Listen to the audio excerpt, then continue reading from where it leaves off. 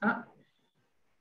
Enfin, parce que ce n'est pas évident. Oui, oui, moi aussi. C'est pas évident, hein. On vit une époque, j'allais dire, compliquée, on va dire. Très, très chamboulée, en tout cas. Mais bon. Très compliqué, c'est vrai. Je Mais bon, vois que on espère Ibrahim que... est aussi connecté. Excellent. Vous connaissez déjà? Non, non, pas du tout. Je l'ai rencontré. Mon réseau est instable. Oui, apparemment, hein, il y a des coupures là. Bon, j'espère qu'on va régler ça avant le démarrage. Parce qu'il faut bien que les gens entendent bien ce que tu vas dire. Eliman, est-ce que tu m'entends? Oui, là, je t'entends bien, oui, tout à fait. OK. Bonjour, Linguère. Bonjour, Ibrahima. Bonjour, enchantée. Même si c'est Enchanté, virtuel. content par l'intermédiaire de notre ami commun Eliman. Très bien. Alors, donc, c'est bien que tout le monde est là. Mais je pense que d'habitude, on laisse un peu de temps pour que les gens se connectent. Et oui. On devrait pouvoir commencer à 15h05 précisément. OK. Parfait. Parfait. Ça marche. Voilà, ça va. Je pense que les vidéos... Sauf que, Ibrahim, je ne sais pas si tu pouvais... Parce que là, on voit qu'une partie de ton visage. Je ne sais pas si tu peux... Oui? Voilà, là, c'est bon. Parfait. Voilà. Excellent. Et on voit la bibliothèque derrière aussi. OK. Thank you. C'est très bien. Je suis dans mon bureau à la maison. Derrière, on a Big Marcel, on a Tcherno Sulemania, Djaïra Bakan qui aide un peu à faciliter cette réunion-là. C'est toute l'équipe de jeunes qu'on a ici à l'Ex-Africa qui nous permettent de tenir ces réunions et de mieux utiliser le numérique. Voilà. Parfait. Donc à 15h05 pile, moi, on va démarrer, Inch'Allah. Inch'Allah. Parfait.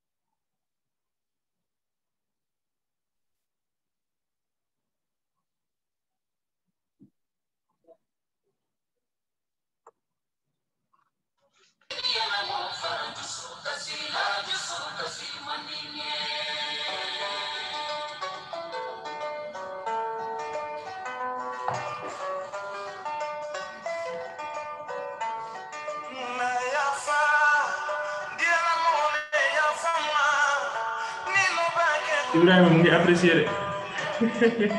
Oui. Et docteur Linguère aussi apprécié. J'adore la musique mandingue, c'est ma musique préférée. Donc, Super, content que vous appréciez.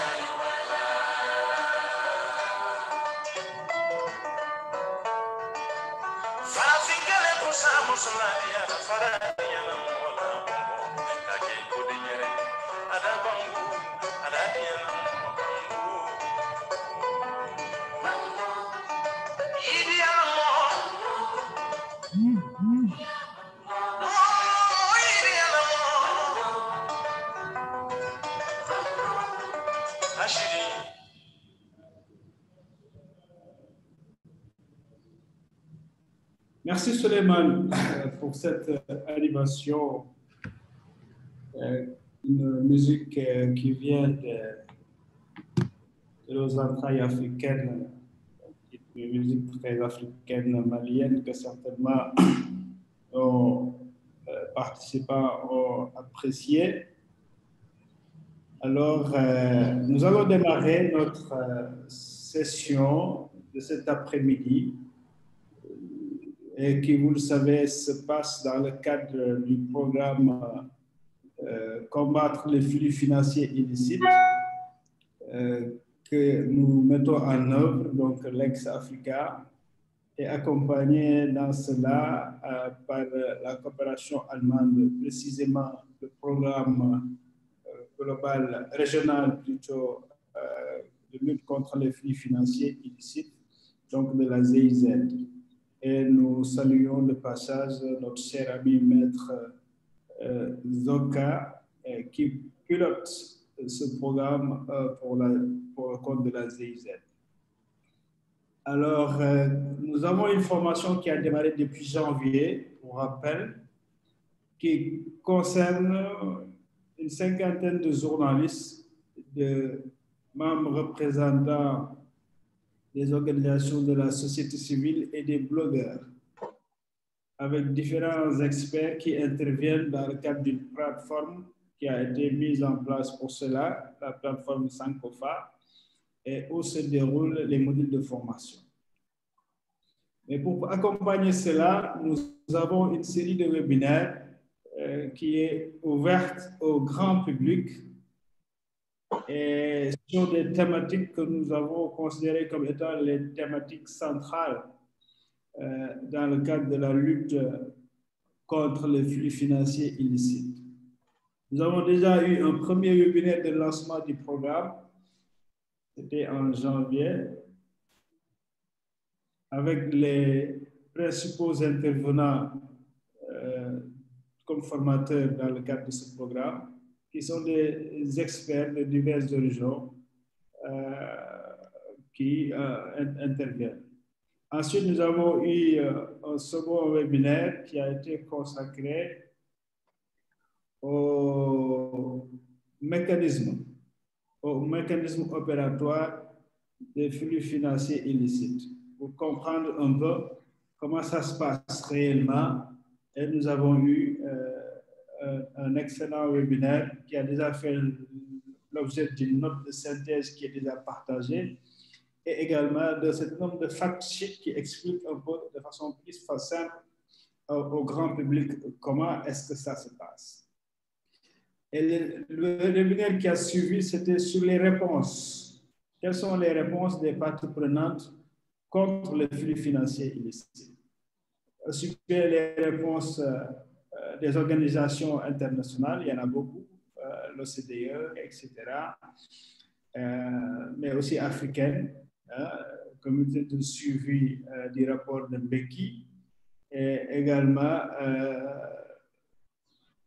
les États, qu'est-ce qu'ils font contre ces flux financiers illicites, et également les organisations de la société civile, surtout les organisations internationales. Nous avons eu un panel intéressant et très édifiant à ce niveau. Alors, nous nous retrouvons aujourd'hui, donc, le 4e webinaire, dans une série qui va certainement s'arrêter à 6 webinaires. Et aujourd'hui, nous allons spécifiquement discuter et échanger sur ce qui est considéré comme étant la plus grande partie des pratiques de flux financiers ici, et qui représente en termes de volume financier plus de 60% des flux financiers illicites, à savoir les transactions commerciales. Et dans ces transactions commerciales, nous avons identifié ce qu'on appelle les pratiques d'optimisation fiscale, qui sont des pratiques utilisées par les entreprises privées, particulièrement les multinationales qui interviennent en Afrique, donc qui sont de plusieurs ordres. Hein. Nous allons en savoir plus tout à l'heure avec nos invités, mais qui en fait donc empêchent un peu, permet plutôt aux entreprises multinationales d'éviter de payer des taxes dans les pays où ils exploitent, où ils produisent. Et à côté de cela, il y a aussi des instruments qui sont des instruments publics, administratifs, qui sont des accords entre États ou entre États et administration fiscale, qu'on appelle les conventions de double non-imposition, qu'on appelle communément les conventions fiscales. Et c'est des instruments qui aussi sont utilisés souvent par les entreprises ou bien par ceux qui les conseillent, surtout les grands cabinets qui travaillent de fiscalité, pour donc éviter de payer des taxes dans les pays de production où ils exploitent plutôt les ressources où ils produisent.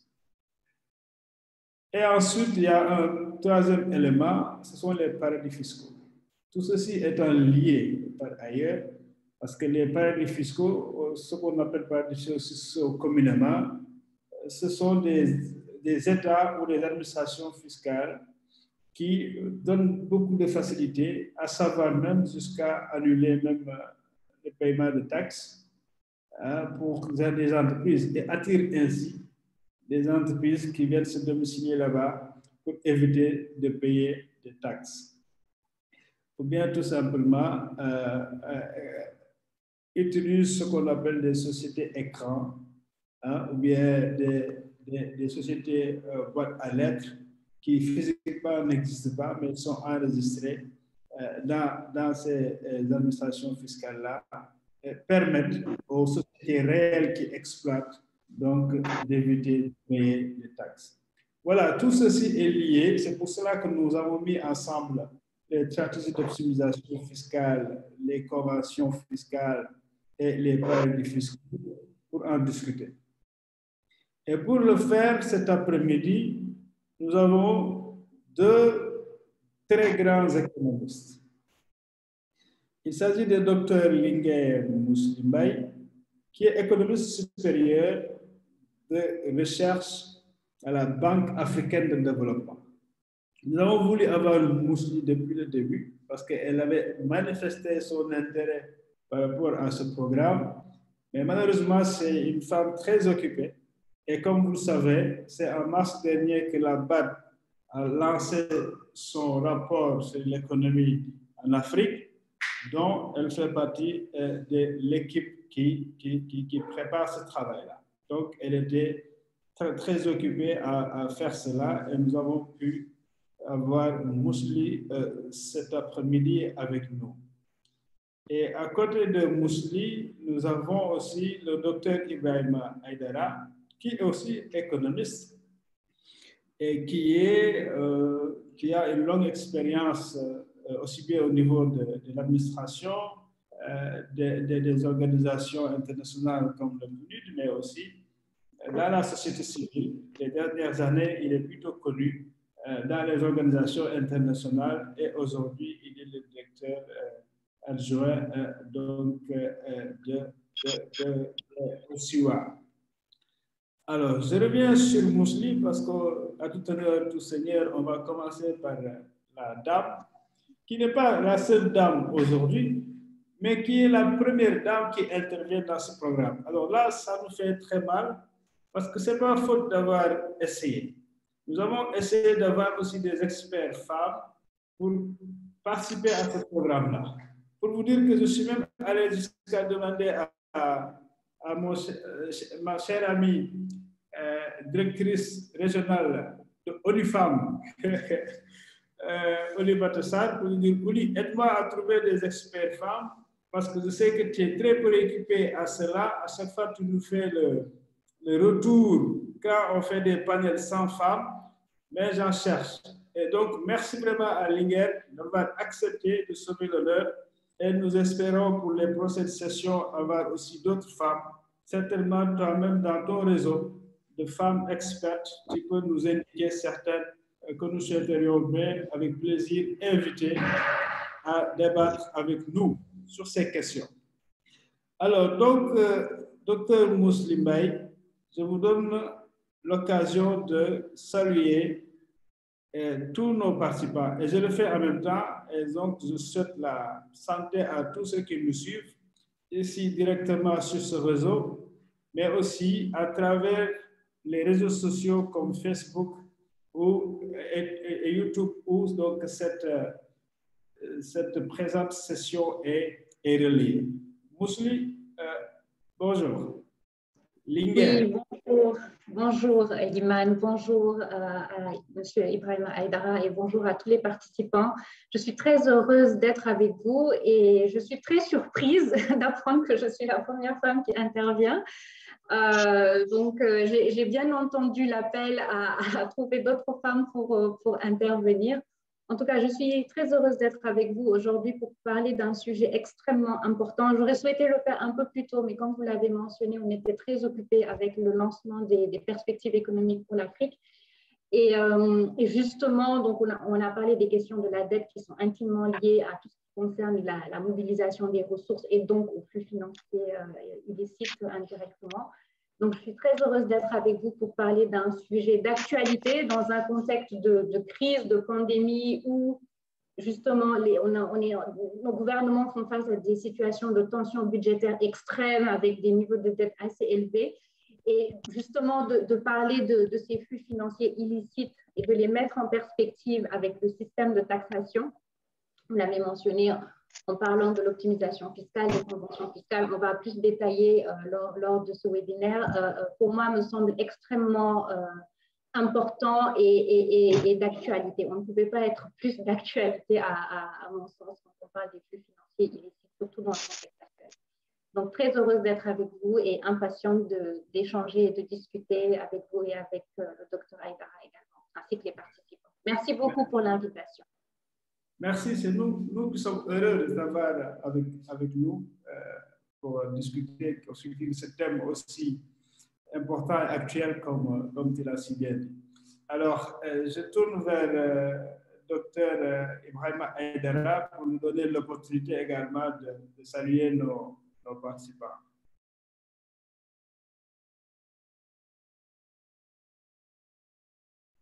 Ibrahima, il faut juste activer le micro.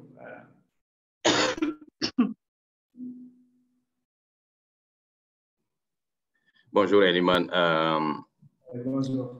Et bonjour à tous les participants. Je voulais profiter pour souhaiter Ramadan Mubarak à tous les participants ici et sur les réseaux et saluer ma collègue Linger pour partager donc ce panel et Lex pour nous avoir associés à cet important débat sur cette question critique de développement et de gouvernance en Afrique.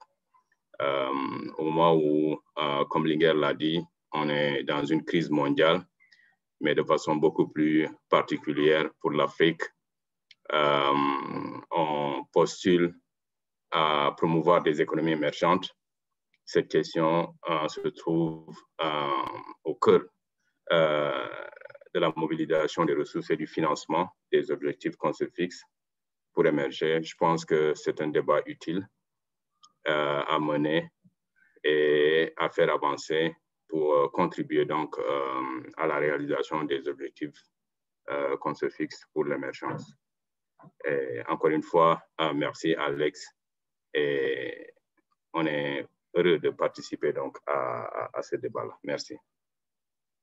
Merci beaucoup, Ibrahima. Nous savons que vous-même, vous avez beaucoup travaillé sur la question avant, avec énormément de recherches qui ont été faites. Mais vous êtes deux économistes, hein, et justement, c'est pour ça que la première question que je vais poser à Linger, qui s'occupe, qui réfléchit tout le temps sur les perspectives économiques en Afrique. Linger, quels sont les problèmes économiques que nous posent ces flux financiers illicites? Merci beaucoup, merci pour la parole, de me donner la parole. Donc, tout d'abord, j'ai un petit peu dit dans mon préambule, les flux financiers illicites détournent les ressources déjà limitées des pays qui pourraient être utilisées pour le développement économique du continent. Et donc, et M. Aïdara l'a très bien souligné, empêchent les pays d'atteindre leurs objectifs de développement. Selon le rapport de la CNUSED 2020, un très bon rapport que je vous invite d'ailleurs à consulter si ce n'est déjà fait, les flux financiers illicites coûtent aux pays africains une 50aine de milliards de dollars donc par an, ce qui représente bien plus que l'aide publique au développement que le continent reçoit chaque année. Pour vous donner une idée, on était à peu près à 45 milliards de dollars en 2019, si je ne me trompe pas, et 37 milliards de dollars en 2020. Évidemment, ça a baissé, dû en partie à la crise de la pandémie. Et donc, vous avez un continent, donc l'Afrique, qui a quand même les ratios fiscaux parmi les plus bas au monde, à peu près 20% du PIB en moyenne, principalement dû à l'inefficacité de la collecte des recettes, dû également aux problèmes qu'on a pour la formalisation du secteur informel, à l'élargissement de l'assiette fiscale, aux problèmes de gouvernance également autour de la collecte des impôts. Donc, vous avez un continent qui a absolument besoin, dans ce contexte, de lutter contre les flux financiers. Et ceci est d'autant plus important que la pandémie actuelle a élargi les besoins de financement des gouvernements africains.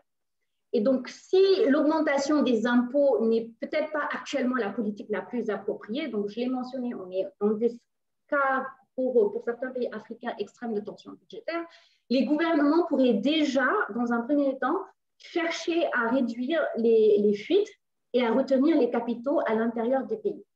Et en effet, avec des niveaux de dette élevés pour beaucoup de pays africains, le sentiment de méfiance des investisseurs, malgré des conditions de financement qui ont été assouplies, comme en réponse à la crise, avec une fuite des capitaux hors des pays en développement en général, pas que l'Afrique d'ailleurs, vers des endroits qui vont être considérés plus ou moins relativement, on va dire, plus sûrs, on se retrouve vraiment en face d'un problème de liquidité, donc à la fois pour les entreprises et les gouvernements africains, qui sont confrontés à un faible espace budgétaire et qui pourraient voir durcir les conditions de financement pour les uns et les autres.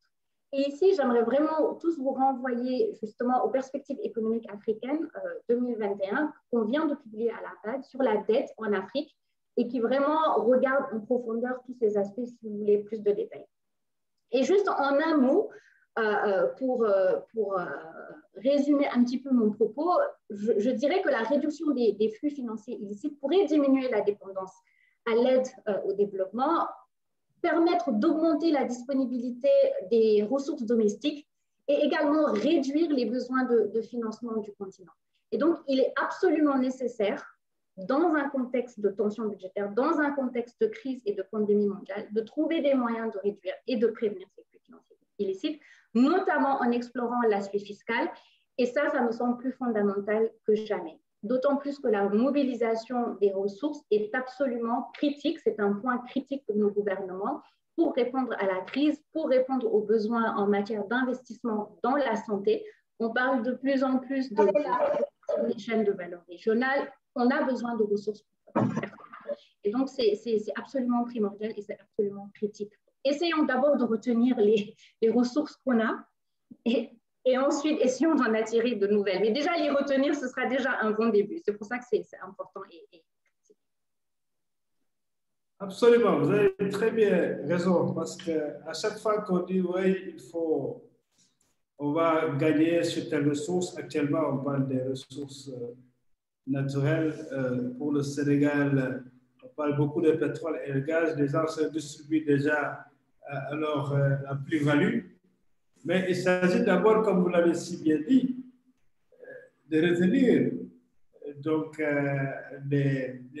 ces revenus-là pour pouvoir les utiliser pour le développement local. C'est pour cela d'ailleurs que nous avons jugé intéressant et important et même urgent de travailler sur les flux financiers illicites parce que, comme vous l'avez dit, si nous arrivons à stopper cette saignée, nous pourrons même nous passer de l'aide publique au développement. Alors, Ibrahim, vous avez beaucoup travaillé sur ces questions-là, particulièrement en Afrique de l'Ouest. Aujourd'hui, quelle lecture pouvez-vous partager de l'analyse que vous avez faite de ce phénomène de flux financiers en Afrique de l'Ouest et surtout sur les problèmes économiques que ça nous pose? Merci, Eliman. Je pense que Dr. Mously a bien capturé donc, la quintessence de la problématique que ça pose, les flux financiers. Ici, il faut d'abord comprendre que, pour ajouter à ce qu'elle a dit, les flux financiers, c'est un ensemble de mouvements de capitaux, de revenus,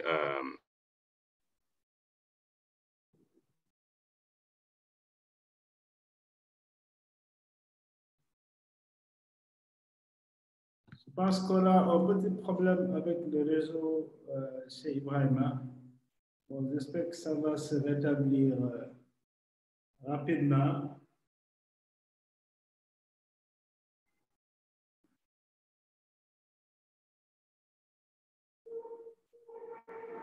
Allô, Ibrahima?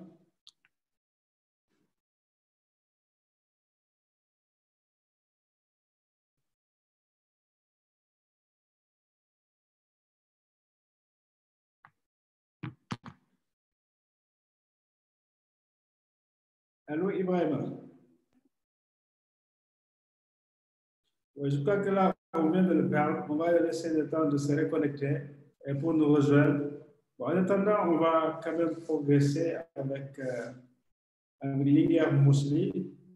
Mously, vous aviez commencé à développer. Ah, Ibrahima est de retour maintenant. Oui, je m'excuse. Hein, ma connexion me fait du cinéma. Quoi. Ouais. Donc, je disais que sous ce rapport, donc, ça suggère que nous avons des capacités à mobiliser des ressources. Malheureusement, nous ne les utilisons pas de façon optimale pour le faire, et ce qui nous rend fortement dépendants de l'extérieur, de l'aide au développement et de l'endettement pour financer nos objectifs de développement, et qui, depuis les indépendances, malheureusement, nous a amené à nous endetter, à dépendre étroitement de l'aide. Et malheureusement, ça ne nous a pas permis de nous développer. Ça ne nous a pas permis de réduire la pauvreté. Au contraire, ça ne nous a pas permis de réduire les inégalités.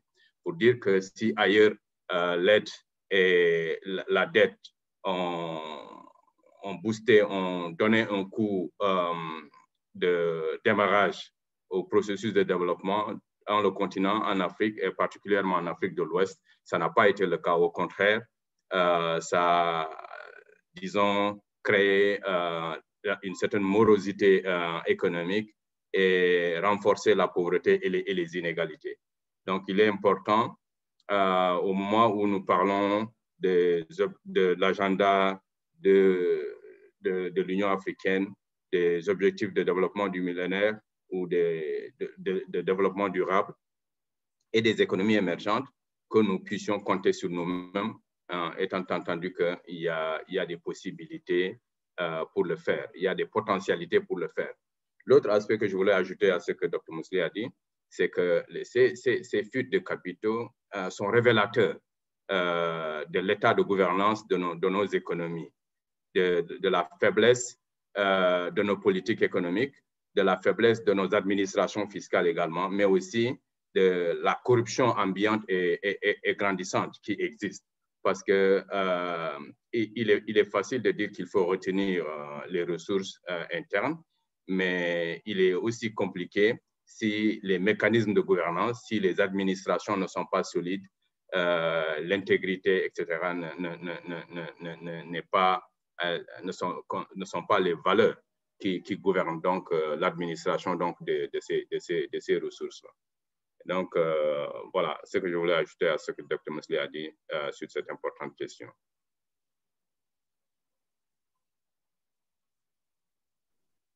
Merci beaucoup, Ibrahima, pour cette note introductive qui rappelle effectivement les enjeux et aussi les défis, comme vous l'avez si bien dit, au niveau de nos États. Alors, nous allons maintenant entrer dans le vif du sujet avec Linguère Mously. Les stratégies d'optimisation fiscale. Comment pouvez-vous expliquer tout ce qui nous suit aujourd'hui pour mieux comprendre de quoi est-ce qu'il s'agit, comment ces entreprises opèrent et qu'est-ce qu'on peut vraiment faire pour limiter en fait ces stratégies-là au niveau de nos États pour empêcher que ces entreprises, surtout multinationales, évitent de payer leur part d'impôt dans nos pays.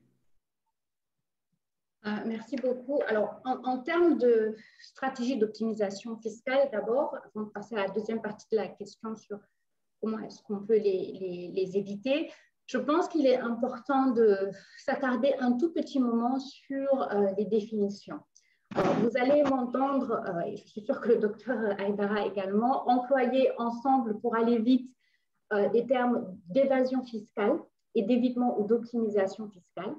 Mais il me semble important de faire la nuance entre les deux, même si on peut les employer de façon interchangeable, juste pour fixer le cadre, qu'on se mette tous d'accord sur les définitions. Il me semble quand même assez important parce que les différences conceptuelles, justement, engendrent pas mal de problèmes d'ailleurs. Donc, l'évasion fiscale vise effectivement à échapper à l'impôt, donc à travers, par exemple, des fausses déclarations à l'administration fiscale, ce qui est complètement illégal. Et d'un autre côté, vous allez avoir l'évitement fiscal, également appelé optimisation fiscale, qui va plutôt consister à utiliser les textes de loi en vigueur afin de réduire au maximum le montant des revenus déclarables. Alors, là où il y a la difficulté un petit peu et là où la frontière est assez ténue, c'est que l'optimisation fiscale, même si elle s'apparente à de la tricherie, peut rester dans un cadre légal.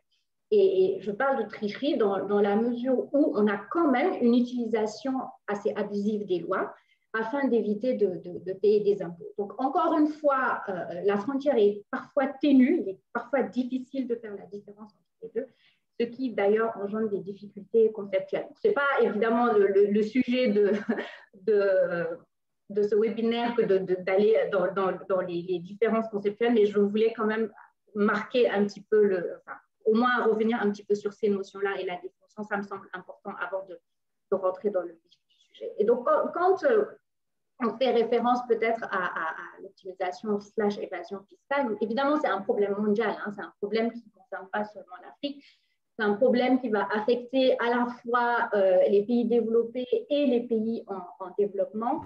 Et si on prend le cas particulier de l'Afrique, selon les études de Martin Persson, spécialiste de ces questions-là, vous avez 1/6 des recettes publiques globales du continent qui provient de la fiscalité des entreprises, ce qui représente à peu près 67 milliards de dollars. Ça, c'était pour l'année 2015. Et la plupart des estimations suggèrent que le coût de l'évasion fiscale est de l'ordre du 10e de ce chiffre, juste pour vous donner une idée de l'ampleur du phénomène. Et donc, en ce qui concerne les principaux mécanismes d'optimisation fiscale et d'évasion fiscale, donc, ces mécanismes comprennent des pratiques de fausse facturation dans le commerce international, donc ce qu'on appelle en anglais le trade mispricing, le trade misinvoicing. Vous avez également des pratiques de transfert de prix abusifs et de transfert de bénéfices. Donc souvent, vers des juridictions fiscales qui vont être attractives ou moins coopératives en termes de régulation internationale. Vous avez l'arbitrage fiscal, la corruption et le blanchiment. Pour l'arbitrage fiscal, je vais en parler un petit peu plus tard lorsqu'on parlera peut-être des conventions fiscales, parce que c'est beaucoup plus lié à tout ce qui est convention fiscale. Je vais peut-être un petit peu développer en commençant par la fausse facturation, le fameux trade mispricing, misinvoicing, la fausse facturation dans le commerce international. Donc, il s'agit d'une manipulation de la valeur des exportations et des importations. Donc, c'est quand même une pratique qui représente une grande partie des flux financiers illicites, et en particulier la sous-facturation des exportations. Donc, ça, c'est vraiment la sous-facturation des exportations. C'est un canal qui est assez important pour les sorties illicites du continent. Et encore une fois, selon la CNUSED, on estime que l'ampleur de la fausse facturation dans le commerce international en Afrique est estimée entre 30 et 52 milliards de dollars par an. Et selon le Global Financial Integrity de 2019, donc c'est assez récent, l'Afrique subsaharienne est quand même la région du monde avec la plus forte propension à la fausse facturation dans le commerce international. Donc, il faut juste dire, et je suis sûre que Dr. Aïdara va développer un peu, mais j'aimerais juste, je suis spécialiste de cette question-là, mais juste en dire un mot. En Afrique, les flux financiers illicites sont quand même très concentrés dans les industries extractives et minières. Donc, on estime que 50% des sorties illicites sont générées par une mauvaise tarification du commerce et que plus de la moitié des flux financiers illicites sont liés au commerce qui provient du secteur extractif. Et juste pour vous donner une idée, bon, ça date un peu, mais il y a ce fameux papier de Boyce et Ndikumana, Léonce Ndikumana, qui estime par exemple que si vous prenez chaque dollar supplémentaire d'exportation de pétrole, vous allez avoir de 11 à 26 centimes supplémentaires qui quittent le pays sous la forme de flux financiers illicites, ce qui est quand même assez important. Et donc, une des caractéristiques en fait du secteur extractif qui le rend particulièrement vulnérable au trade mispricing, à la fausse facturation commerciale, c'est vraiment la concentration du marché. Ça veut dire quoi? Ça veut dire que vous avez, donc, étant donné que la concentration à grande échelle des ressources naturelles est à forte intensité de capital, la concentration du marché des entreprises multinationales est importante compte tenu de leur pouvoir financier, de leur pouvoir commercial. Et ce pouvoir-là va leur permettre d'exercer une influence assez significative sur les réglementations gouvernementales, par exemple, ou sur l'expertise technique qui va leur permettre de pouvoir contourner les lois nationales. Donc ça, c'est pour le premier aspect en termes d'optimisation fiscale, qui est la fausse facturation. Après, j'ai mentionné, donc je me suis attardée un petit peu là-dessus, parce que vraiment, c'est ce qui représente la grande partie des flux financiers illicites. Et vous avez d'autres pratiques telles que les transferts de prix abusifs et le transfert de bénéfices, qui sont quand même aussi une forme de fausse facturation, dans la mesure où ce sont des pratiques qui sont basées sur une manipulation excessive par les multinationales des prix des transactions transfrontalières. Donc, en termes concrets, si vous voulez, vous allez avoir un transfert artificiel des bénéfices qui vont aller des juridictions avec une imposition assez élevée vers des juridictions qui ont une imposition faible, voire nulle. Et ça va se faire par trois mécanismes principalement. Le premier mécanisme, je l'ai mentionné tout à l'heure, c'est la fausse facturation. Donc, vous allez avoir une manipulation des prix d'importation et d'exportation, où les filiales dans les pays à forte fiscalité vont importer des biens et des services à des prix assez élevés, des entreprises de pays à faible taux d'imposition. Donc, ils gagnent un petit peu sur justement ce transfert entre guillemets. Et donc, vous allez avoir également un deuxième mécanisme qui sera le transfert de la dette par le biais du financement intragroupe, par lequel vous allez avoir une société affiliée à une juridiction où les taux d'imposition vont être élevés, qui va emprunter à une société affiliée dans une juridiction où les taux d'imposition sont assez faibles, et donc la société va payer artificiellement un taux d'intérêt élevé qui va lui permettre de réduire les bénéfices et donc la charge fiscale. Et enfin, vous allez avoir un troisième mécanisme qui se base plutôt sur tout ce qui concerne les actifs intangibles, la propriété intellectuelle, comme la recherche, le développement, de telle sorte que vous allez avoir une entité qui détient donc, des actifs intangibles, la propriété intellectuelle dans un paradis fiscal, et qui va facturer des frais de service à ses affiliés pour utiliser ces actifs. Donc, j'ai mentionné la corruption et le blanchiment d'argent. Je ne vais pas trop m'apesantir là-dessus parce que c'est vraiment ce que les gens connaissent le mieux, je vais dire, mais juste peut-être dire le lien qui peut exister entre la corruption et les flux financiers illicites, qui peut vraiment être expliqué par le fait que la corruption est une source de revenus qui est souvent sous forme de commission occulte, ce qui peut permettre un peu de faire le lien entre les pratiques de corruption et les flux financiers illicites. Et ça, c'est pour la première partie de la question. Pour la deuxième partie de la question, sur comment est-ce qu'on peut éviter justement ces stratégies d'optimisation, donc en ce qui concerne la fausse facturation de commerce international, il est important de rappeler quand même que réduire cette fausse facturation va permettre de booster énormément les revenus des gouvernements et de réduire leurs besoins de financement par l'emprunt. Je sais qu'on l'a déjà dit, mais il me semble important de le répéter. Et que ça a été mentionné déjà par le docteur Haïdara, mais la répétition est pédagogique. Le premier aspect, évidemment, c'est la gouvernance. C'est de renforcer la gouvernance, notamment dans le secteur extractif, et de faire procéder à des études géologiques exhaustives. Et pourquoi est-ce que c'est important? C'est important parce que vous avez quand même une asymétrie d'information entre, d'un côté, des gouvernements africains qui ne savent pas forcément où se trouvent leurs ressources minières, quelles sont les quantités, etc. Et de l'autre côté, vous allez avoir des compagnies minières qui ont les moyens de se procurer des données privées sur les réserves minières, et ce qui peut faciliter les flux illicites. Et donc, il est extrêmement important pour les gouvernements africains d'avoir une meilleure estimation des réserves, des ressources minières qui sont disponibles en Afrique.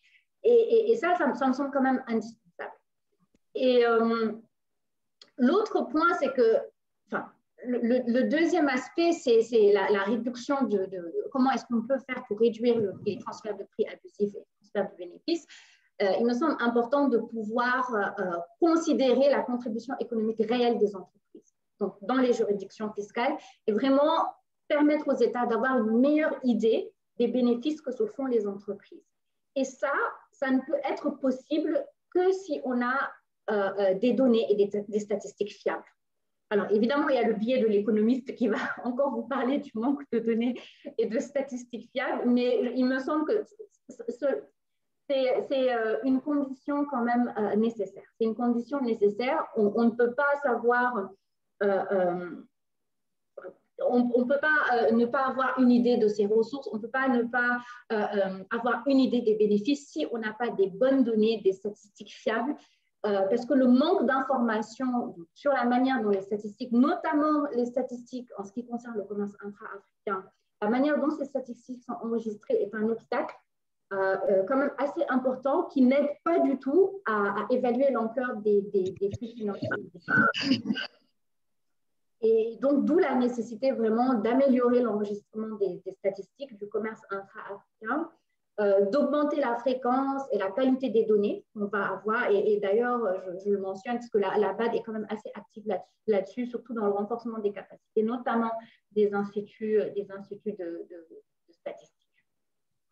Et je vais juste peut-être terminer sur une note un petit peu plus positive, et je pense que M. Khan, vous l'avez rappelé dans votre introduction, de dire qu'il y a quand même pas mal d'initiatives. Il y a quand même déjà pas mal d'initiatives à un niveau multilatéral qui ont été mises en place et qui sont à saluer. Il me semble que ça a été l'objet de webinaires précédents, peut-être pas détaillés, mais il est important de rappeler qu'au-delà des initiatives, ce qui est important, c'est de les mettre en place de façon efficace et de façon effective. Donc, on aura beau avoir toutes les initiatives, elles sont nécessaires, elles sont extrêmement importantes, c'est un premier pas, mais il faut vraiment qu'on s'organise, il faut vraiment travailler à rendre ces initiatives opérationnelles et qu'elles permettent, parce qu'à la fin du compte, c'est ce qui va compter, qu'elles permettent de rapatrier déjà les flux financiers qui ont été sortis, ce n'est pas une mince affaire, ça c'est un premier pas, et deuxièmement, de réduire ces flux financiers.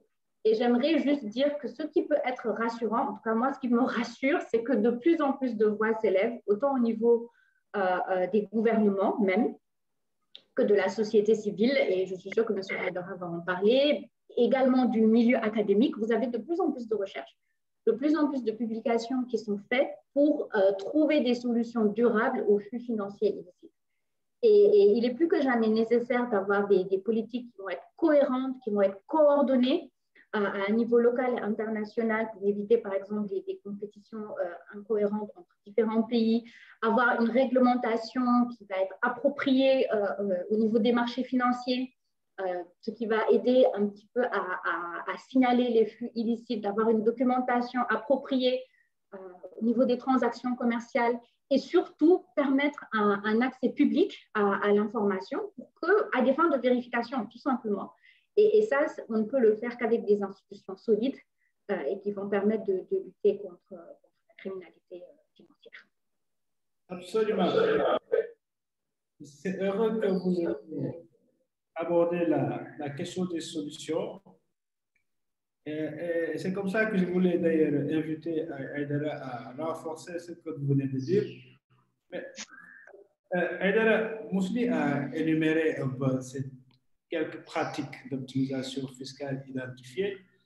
Mais déjà, du point de vue de nos États, de nos administrations fiscales, quels moyens avez-nous pour contrôler ces fausses facturations, ces sous-facturations, pour suivre identifier les prix de transfert, parce que c'est assez compliqué à déterminer un prix de transfert. C'est pas si facile que ça.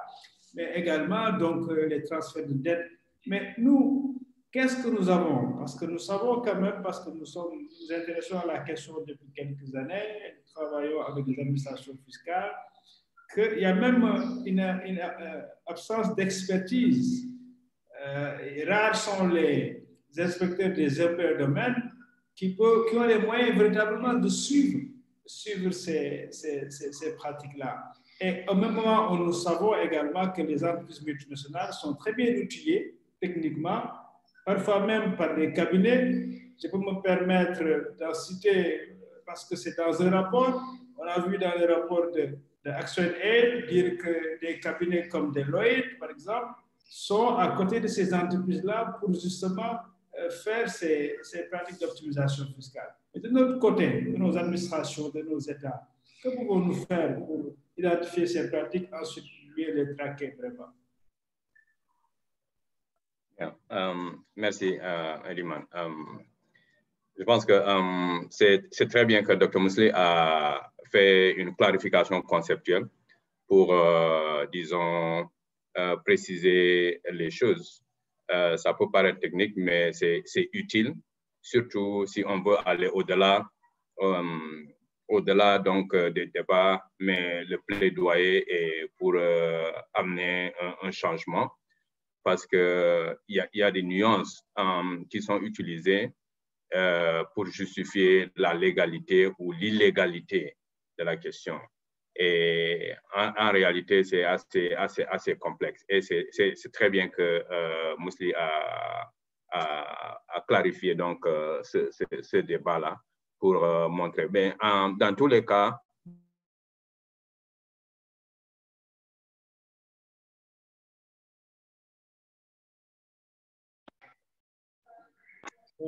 on a encore des problèmes de connexion avec Ibrahima.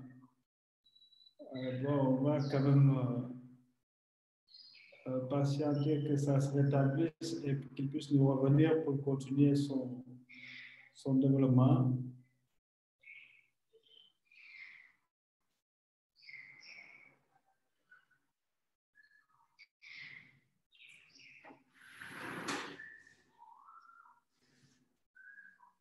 Alors, Ibrahima, c'est bon? Non, pas vraiment.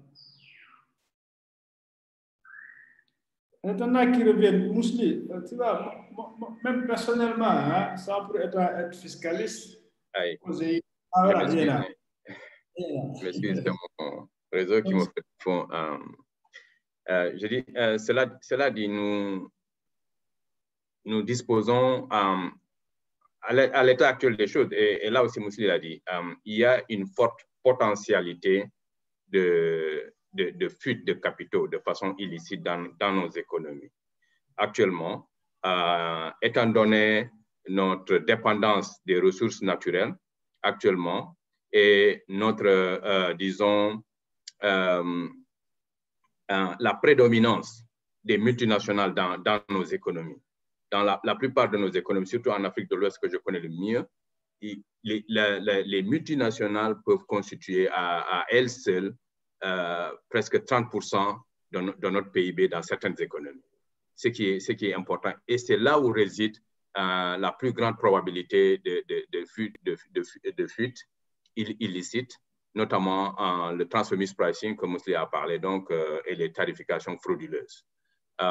Et malheureusement, compte tenu donc de l'organisation de nos administrations fiscales et douanières est tellement disconnectée que finalement, surtout pour les transfer pricing, misinvoicing,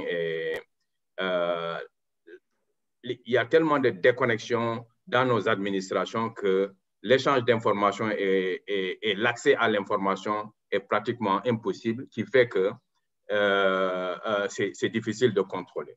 Non seulement les capacités de nos administrations fiscales et douanières sont faibles, parce que en donnant l'exemple de l'étude que nous avons menée, même si maintenant ça date un peu de longtemps, en 2015, il y a pratiquement dans nos administrations fiscales, très peu disposent des unités de transfert de prix. Très peu.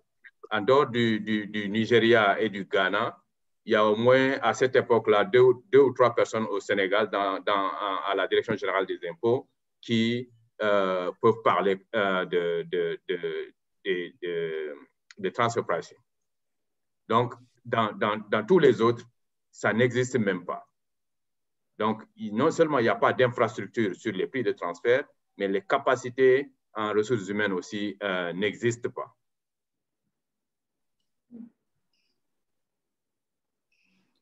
Exact. Alors, on vient de reperdre encore Ibrahima, mais je pense pas. Oui. Ibrahima, oui, c'est revenu. Alors, mais je vois. Non, oui, là, c'est revenu, c'est bon. On était coupé un peu. C'est bon, vous pouvez continuer? Je disais que donc, il faut structurellement réformer nos administrations fiscales et douanières pour qu'il y ait ce travail en synergie et d'échange d'informations à leur niveau pour véritablement contrôler. Parce que nos différents codes qui existent, par exemple, Dr. Mously a parlé, et j'ai ajouté, notre dépendance, par exemple, des ressources naturelles, des industries extractives, qui sont gérées dans des administrations différentes, n'est-ce pas? Les impôts, les importations, alors que le code pétrolier ou le code minier donne certaines faveurs à ces entreprises-là. S'il n'y a pas d'échange entre ces administrations-là, ou s'ils ne sont pas intégrés, c'est là où il y a une très grande facilité de sous-facturation ou de surfacturation pour soit minimiser les profits ou maximiser les coûts qui, de toute façon, doit réduire les revenus sur lesquels elle paye les impôts. Je pense que ça, c'est un premier point. Le deuxième point, c'est l'harmonisation même au niveau régional. Au niveau régional, parce que les pays se font concurrence entre eux en se dotant des instruments les plus faibles, pensant qu'ils vont attirer davantage d'investissements étrangers. Et dans ce cas-là, non seulement nous avons vu que ça n'attire pas nécessairement les investissements étrangers directs, les études ont montré que ce n'est pas en donnant des incitations n'importe comment que ça va attirer forcément et nécessairement les investissements directs étrangers. Mais on a vu ces dernières années même la réduction drastique de ces investissements-là étrangers directs dans nos économies. Et ça n'a pas empêché nos pays à donner davantage de cadres favorables à ces gens-là, pensant que ça va les attirer davantage et créer la croissance et réduire la pauvreté. Donc, cette concurrence-là est une concurrence malsaine, est une concurrence destructrice de nos économies et même de la compétitivité qu'on est en train de chercher et qu'il faut arrêter. Il faut arrêter en harmonisant et en intégrant nos politiques fiscales. Nous avons, nous, dans nos plaidoyers, engagé la CEDEAO, l'Union africaine, pour mettre en place des mécanismes fiscaux, de politique fiscale commune, qui surtout la fiscalité domestique. Parce que si vous allez à la CEDEAO, vous avez par exemple des unités, des directions sur de la douane, mais il n'y a pas d'unité par exemple de fiscalité domestique. Et là, ça pose problème. Et aussi longtemps qu'on n'a pas cette harmonisation-là, ça va toujours pousser nos États à se concurrencer entre eux et à se détruire finalement, parce que ça n'apporte pas grand-chose. Et je pense que là, c'est un grand problème. L'autre problème, c'est même au niveau global, que vous avez mentionné la question les instruments et les normes au niveau global que met en place l'OCDE. Il faut bien que nous soyons présents dans ces instances-là, en tant qu'Africains. Eliman, est-ce que vous m'entendez ou je suis encore disconnecté? Oui, on t'entend bien. Bon, je vais terminer sur ce point. Je disais qu'il faut bien qu'on soit présent pour amener nos perspectives dans ce domaine-là. Et nous allons parler, quand on va arriver aux conventions et à la double imposition. À ce niveau-là, l'OCDE met en place des instruments qui favorisent les économies de l'OCDE, pas nos économies africaines. Il faut se dire la vérité. Et nous avons vu dans la mise en place, par exemple, des prix de transfert, les prix de transfert que l'OCDE a mis en place n'arrangent pas nécessairement les économies africaines. Et nous ne sommes pas forcément présents à ce niveau-là.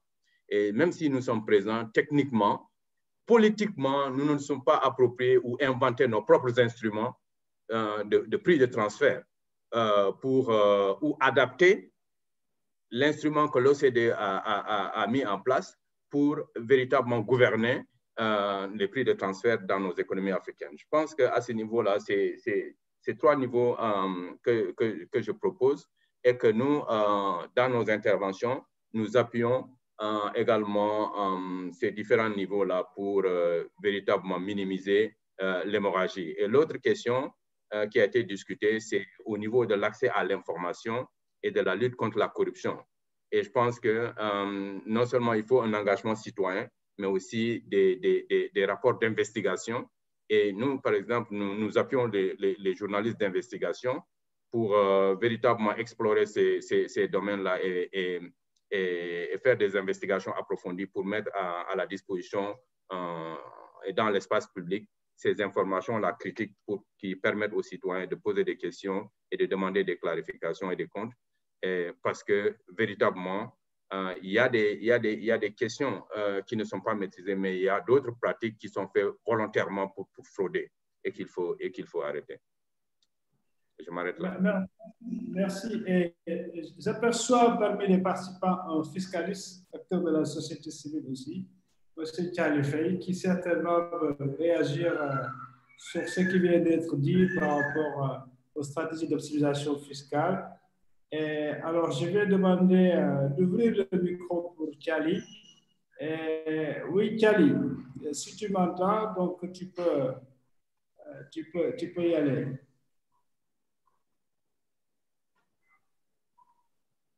Est-ce que le micro est ouvert pour Charlie? Oui, Charlie, vas-y, ouvre ton micro.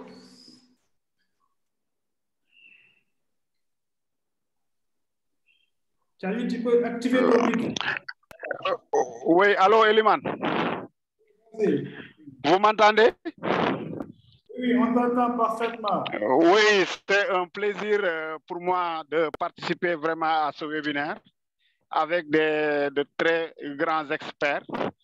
Linger Mouslimbaï que je viens de découvrir. Je ne la connaissais pas et c'est un honneur de voir vraiment des experts vraiment parler de tout ce qu'il y a comme flux financiers illicites et les stratégies d'optimisation fiscale. Et le doyen également, Ibrahim Aïdara, que nous saluons au passage. Vraiment, c'est un honneur également de l'écouter et de voir ce qui se fait dans le secteur et d'élargir vraiment surtout les acteurs ou bien les défenseurs de la justice fiscale. Parce que nous, c'est ce que nous prenons en Afrique, parce qu'on trouve surtout en Afrique de l'Ouest, francophone, on trouve vraiment pas beaucoup de défenseurs de la justice fiscale. Et la justice fiscale englobe tout ce qu'on est en train de dire. Aujourd'hui, les stratégies d'optimisation fiscale, ils ont fait le tour d'horizon, mais moi, je vais juste accéder mon intervention sur les traités shopping. Aujourd'hui, il est question de revoir tout ce que nous avons comme arsenal lié aux conventions fiscales, parce qu'aujourd'hui, les gens ont tendance à signer ipso facto systématiquement des conventions fiscales. Et ces conventions fiscales, souvent, on les signe avec des juridictions opaques, des territoires non coopératifs, c'est-à-dire les paradis fiscaux. Aujourd'hui, nos États ne gagnent pas ces conventions fiscales parce que ça favorise tout ce qu'il y a comme optimisation fiscale. Les gens se permettent de faire des montages financiers qui leur permettent de bénéficier vraiment de tous les avantages que peut leur procurer naturellement ces conventions fiscales. Donc aujourd'hui, moi je me dis en tant que société civile, l'ex-Africa peut jouer un rôle fondamental dans cela, en s'alliant surtout avec les autres organisations africaines qui s'activent dans ce sens, en essayant de multiplier le plaidoyer pour que nos États puissent réviser, si possible, vraiment ces conventions fiscales. Et même d'éviter dans le futur de signer des conventions fiscales avec ces paradis fiscaux.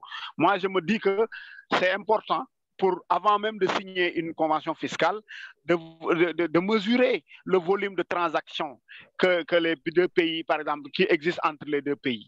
Aujourd'hui, si le Sénégal signe une convention fiscale avec le Luxembourg, alors que si on regarde le volume de transactions qui existent entre le Luxembourg et le Sénégal, c'est très faible. Et maintenant, si on signe ces genres de conventions, naturellement, les juridictions vont profiter de cela pour avoir leur siège social au niveau du Luxembourg et bénéficier de la convention fiscale qui nous lie avec naturellement le Luxembourg. Et c'est la même raison qui avait poussé beaucoup d'entreprises, surtout dans le secteur minier, d'avoir aujourd'hui leur siège social au niveau de l'île Maurice. Et maintenant, il y en a d'autres qui sont dans les îles Vierges britanniques, etc. Et les gens profitent de cette occasion pour pouvoir vraiment optimiser, échapper au paiement surtout de l'impôt. Je crois que c'est ce que je voulais dire en félicitant vraiment les panélistes qui ont fait le tour d'horizon de la question et souligner justement qu'aujourd'hui, au-delà de ce qui se fait, par exemple, au niveau étatique, les organisations de la société civile également s'activent pour qu'on puisse avoir vraiment des solutions et des issues heureuses dans ce secteur-là.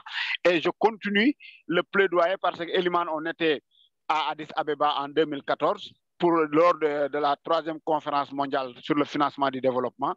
On était en train de voir comment avoir un organisme fiscal mondial. Je crois qu'on peut avoir cet organisme fiscal mondial à l'image de l'OMC, de l'OMS, pour qu'on puisse réguler la fiscalité internationale et ne plus vraiment subir la pression et la dictature des multinationaux. C'est ce que j'avais à dire. Je vous remercie. Merci, Eliman. Merci, Thiali. Et là, tu fais la transition sur le deuxième point, à savoir les conventions fiscales, sur lesquelles on va devoir donc s'arrêter un peu. J'ai vu le rapport d'Action Aid. Il y en a d'autres aussi. Hein. Même les États, hein, même l'État du Sénégal a fait une évaluation des conventions fiscales signées, ce qui a amené d'ailleurs à... Allô? Wow. Dans le noir. Merci de couper ton micro. Merci beaucoup. Alors, donc, qui est arrivé à ce stade d'énoncer d'ailleurs la convention avec l'île Maurice. Alors, donc, et on s'est rendu compte qu'il y a quand même des centaines de milliards que nous avons perdus par la mise en application de cette convention. Aujourd'hui, il y a plus de 3000 conventions qui sont identifiées fiscales, peut-être même plus que ça, signées entre des États forts et des États qui sont de revenus faibles ou intermédiaires. Et on se rend compte que dans ces rapports-là, toujours, en fait, ce sont les États à revenus intermédiaires ou faibles qui perdent dans ces conventions-là, même si par ailleurs, il y a des volontés d'éviter à ce que les gens payent 2 fois l'impôt, etc. Mais en fin de compte, on se rend compte qu'à chaque fois, alors ce sont les États faibles qui perdent. Alors ces conventions fiscales-là, ne sont-ils pas des instruments en plus que nos États eux-mêmes donnent à ces entreprises multinationales pour davantage optimiser et éviter de payer leur part d'impôt? Alors, Liguel, qu'est-ce que vous pensez de cette convention fiscale-là? Alors, beaucoup de choses très intéressantes, très importantes ont déjà été dites. Je pense que c'est complexe. C'est un peu un couteau à double tranchant, je vais dire. Parce que initialement, les conventions fiscales, elles sont plutôt mises en place pour aider un petit peu à déterminer comment les richesses, comment les bénéfices, comment est-ce que les revenus vont être taxés. Initialement, l'objectif est plutôt, entre guillemets, un objectif positif, si je peux me permettre de parler comme ça rapidement. Et donc, elles vont, dans le sens primaire, elles vont conditionner où est-ce qu'on va, les lieux, les modalités d'imposition des bénéfices, des revenus, de la richesse, je l'ai dit. Elles sont quand même, à l'origine, quand même, leur objectif au départ, c'était d'aider justement à harmoniser le traitement fiscal des investissements en différents pays et surtout d'éviter, on l'a dit plus tôt, que les investisseurs se retrouvent à payer 2 fois la taxe, à la fameuse double imposition. D'avoir des revenus d'un côté qui vont être taxés dans l'État source et après, où justement l'activité prend place, la protection prend place, et d'avoir de l'autre côté une autre taxation dans l'État de résidence, que ce soit de l'investisseur ou de l'actionnaire. Donc, au départ, plutôt des objectifs, on va dire, plutôt positifs qui vont aider à avoir une coordination de la souplesse dans la taxation, etc. Par contre, évidemment, l'autre revers, on va dire, de la médaille, c'est qu'il y a quand même beaucoup de failles, justement. Et certaines de ces failles ont déjà été énumérées par Dr. Aïdara et M. Faye tout à l'heure. Il y a des failles dans ces conventions fiscales qui peuvent rendre beaucoup de pays africains vulnérables aux pratiques d'optimisation fiscale. Et juste peut-être pour compléter ce qui a déjà été dit, en termes d'exemple, vous allez par exemple avoir des clauses qui vont être énoncées dans des conventions fiscales et qui vont offrir des possibilités, pas forcément volontaires d'ailleurs, pas forcément volontaires, non voulues d'évasion fiscale. Il n'y a pas forcément de malveillance parfois, mais juste parce qu'il y a certaines clauses qui vont être défavorables au pays, ça peut favoriser l'évasion fiscale. Et vous allez avoir des entreprises qui vont, par exemple, tirer parti, profiter de conventions fiscales plus favorables en vigueur dans certaines juridictions, en organisant leurs activités, en les structurant de telle sorte qu'elles vont un petit peu profiter, entre guillemets, de régimes fiscaux un peu plus favorables. C'est ce qu'on a fait, le fameux arbitrage fiscal, qui est d'ailleurs une pratique d'optimisation fiscale. Et il y a évidemment ce fameux texte Treaty Shopping dont M. Faye a parlé, qui peut s'apparenter à du chalandage fiscal, où il découle un petit peu de ce principe d'arbitrage, où vous allez avoir des multinationales qui vont utiliser cet arbitrage fiscal pour voir comment est-ce qu'elles vont structurer leurs activités et minimiser au maximum les impôts qu'elles vont devoir payer. Et ça, ce qu'elles font, elles ne font que profiter, entre guillemets, des différences qui peuvent exister, de ces certaines failles qui peuvent exister au niveau des conventions sociales. Et l'autre aspect, c'est que, on l'a un petit peu mentionné, M. Faye l'a mentionné, mais juste peut-être pour compléter, c'est que les pays doivent vraiment éviter de signer des conventions fiscales qui vont limiter leurs droits d'imposition. C'est comme un peu se mettre une balle dans le pied, en quelque sorte. Vous signez une convention fiscale, mais en contrepartie, vous avez cette convention fiscale que vous signez qui vous limite un petit peu dans les droits d'imposition que vous voulez appliquer. Alors qu'elle est censée au départ aussi, quand vous signez une convention, c'est quand même censé aussi avoir un rendu positif. Donc ça, vraiment, c'est une chose que les pays doivent éviter de faire. Et les conventions fiscales qui comportent justement des dispositions de lutte contre les abus rendent plus difficile l'évasion fiscale par le biais de cet arbitrage. Et un exemple, et j'en reviens encore aux travaux de Hirson, un exemple de ce qu'il propose, c'est par exemple d'avoir quelque chose qu'on considère comme un rempart efficace, c'est le prélèvement à la source, par exemple. Donc, prélèvement à la source qui pourrait permettre justement de lutter un petit peu contre les limites, les capacités administratives que les pays peuvent avoir. L'autre aspect, c'est qui découle un petit peu de ce premier aspect, et je ne veux pas trop revenir là-dessus parce que M. Haïdara l'a très bien expliqué au niveau des IDE, de croire que parce qu'on a des conventions fiscales avantageuses pour les entreprises, ça va attirer plus d'IDE. On sait que ce n'est pas forcément vrai. Empiriquement, on sait que ce n'est pas tout le temps le cas. Et il est extrêmement important vraiment pour les pays, pour avoir une meilleure façon de se protéger, d'intégrer vraiment les règles de lutte contre les abus dans des clauses pertinentes de chaque convention, de faire en sorte d'utiliser les clauses dans les principaux modèles de convention. Donc vous allez avoir des conventions au niveau international ou bien au niveau régional, et les pays ne les prennent pas en compte. Ils vont signer des conventions sans prendre en compte des outils, j'allais dire, qui peuvent justement les aider à se prémunir contre ces failles qui peuvent exister dans les conventions fiscales. Donc, je pense que un des aspects qui pourrait permettre cela, c'est vraiment le renforcement de ces capacités. Avoir la bonne information, de savoir qu'est-ce qui existe, quels sont les recours qu'on peut avoir lorsqu'on va signer ces conventions fiscales. Parce que souvent, on dit souvent, oui, il n'y a pas tel ou tel outil n'est pas disponible, je n'ai pas les moyens, je suis face à une multinationale qui a beaucoup plus de ressources que moi. Mais souvent, on voit qu'il y a des outils qui sont disponibles, mais pas à cause d'un manque d'information. Et M. Haïdara l'a très bien rappelé, d'un manque de coordination au niveau des administrations, et notamment des administrations fiscales, d'un manque de formation des fois.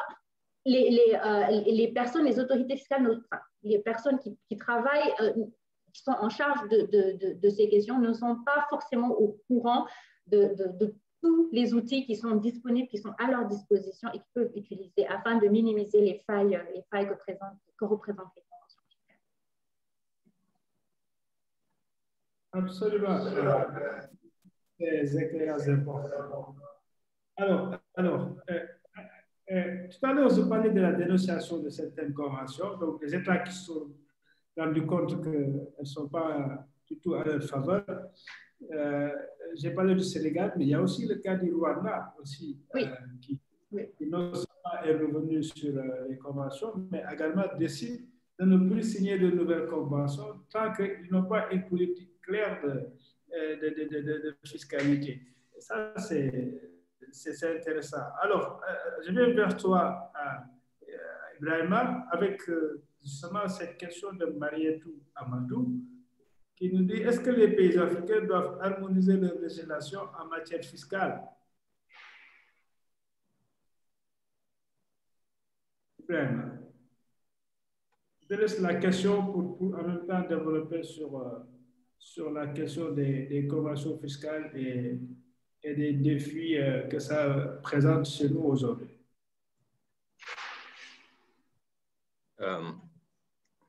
J'espère que je suis toujours connecté, Elima. Oui, c'est bon, on t'entend. Merci. Je pense que très rapidement, je voudrais un peu ajouter à ce qui a été dit sur les conventions et répondre à la question de Marietou. Je pense que pour moi, on doit arrêter en Afrique ce mimétisme un peu dégradant et contre-productif. Les autres signent des conventions fiscales, nous aussi nous devons les signer, ou bien nous n'avons pas compris l'objectif. Signer, dans le contexte actuel de nos économies, signer des conventions fiscales avec les pays en développement, avec les clauses qui sont contenues dans ces conventions-là, nous savons pertinemment que nous partons perdants. Je pense que là, pour moi, c'est le point de départ. Donc, pourquoi est-ce que nous allons dans ces conventions-là, sachant que nous sommes perdants avec ces gens-là? Et donc, je pense que l'autre question, peut-être qui motive ces gens aussi, est un peu d'avoir un environnement favorable aux investissements étrangers. Encore une fois, des études ont démontré que ce n'est pas en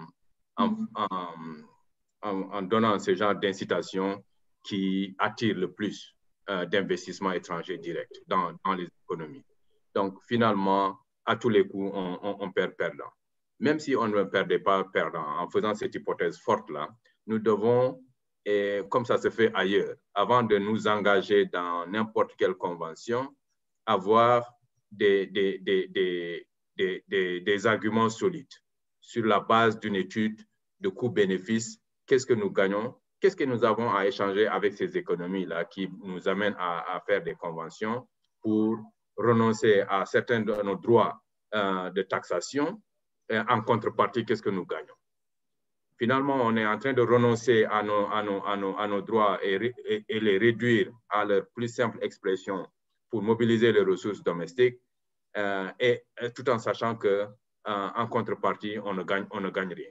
Donc, à tous les coups, on est en train de perdre. Je pense que d'abord, il faut arrêter, pour moi, il faut arrêter ces conventions, les évaluer profondément et ensuite partir sur de nouvelles bases.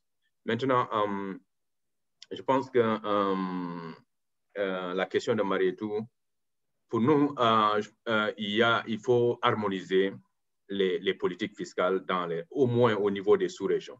Nous engageons au niveau de la CEDEAO pour les amener au niveau de l'unité de la douane, du département de la douane, avoir une unité de politique fiscale domestique, où ils ont commencé avec le tarif extérieur commun, mais ce n'est pas suffisant. On pouvait aller plus loin pour harmoniser les politiques fiscales intérieures et réduire cette concurrence-là entre les États qui,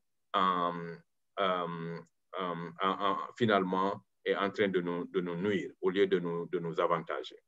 Donc, à mon avis, il faut arriver à cette harmonisation-là. L'autre niveau d'harmonisation, c'est au niveau, par exemple, des instruments de fiscalité, au niveau qui gouvernent les échanges internationaux.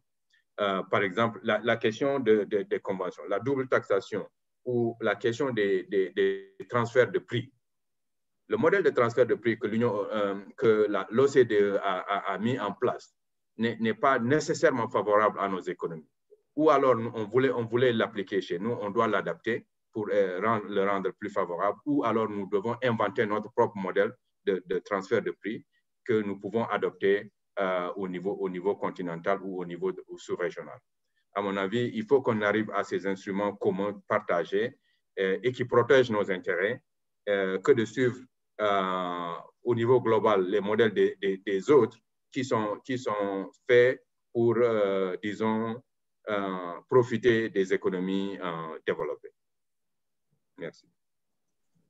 Merci beaucoup. Liguer, ça revient toujours presque sur toutes les questions. On dit, oui, il faut qu'on arrête de reproduire les modèles d'ailleurs, etc. Bon, comme il a si bien dit, et ça c'est constaté, moi-même j'ai discuté avec des gens d'administration fiscale qui participent aux réunions du BEPS, avec l'OCDE élargi à quelques pays, dont le Sénégal, mais qui disent la même chose, qu'effectivement, les priorités de ces États-là ne sont pas vraiment les nôtres. Alors, qu'est-ce qu'il faut faire? Bon, on sait qu'il y a l'ATAF qui essaie de travailler en Afrique pour harmoniser un peu des dynamiques. Alors, qu'est-ce qu'il faut vraiment faire à ce niveau-là et pour que, quand même, qu'on puisse poser des actes concrets qui vont nous aider à arrêter quand même cette hémorragie que nous encourageons avec des instruments comme les conventions fiscales? Alors, effectivement, il y a plusieurs initiatives multilatérales que vous avez mentionnées, que ce soit le groupe d'action financière du G7, la BEPS avec l'OCDE, vous avez des initiatives africaines, l'ATAF, donc l'African Tax Administration Forum, donc initialement qui était faite pour stimuler l'échange d'informations et la collaboration entre les autorités fiscales nationales. Et le but premier, c'était plus vraiment la lutte contre le blanchiment d'argent en Afrique de l'Ouest en particulier. Surtout lutter contre le terrorisme et de plus en plus fait des efforts vers la réduction des flux financiers illicites.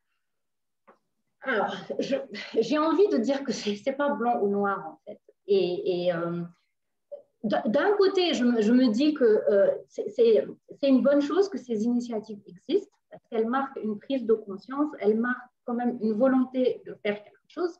Maintenant, c'est à nous, à nos États africains, à nos gouvernements de défendre un petit peu nos intérêts aussi. Et si vous signez des conventions, par exemple, je l'ai mentionné tout à l'heure, où vous renoncez à vos droits d'imposition, pourquoi vous signez cette convention? Donc, j'ai envie de dire que oui, on est dans un gris, en fait. Je ne suis pas pour dire qu'il faudrait enlever le multilatéralisme parce que c'est tout le temps fait au profit d'un groupe de pays en défaveur d'un autre groupe. On peut aussi tirer avantage de ce multilatéralisme-là. Pourquoi ne pas faire partie de ces initiatives-là, mais tout en parlant d'une voix forte et unique, et c'est là où je rejoins un petit peu le docteur Aïdara, en commençant déjà, parce qu'on est 54 pays africains, on ne peut pas avoir 54 pays africains qui vont signer des conventions bilatérales, ça ne fonctionne pas. Ça ne fonctionne pas. Donc, une des solutions possibles, c'est de parler déjà avec, donc l'harmonisation, c'est une chose, mais de parler d'une voix unie et une voix forte.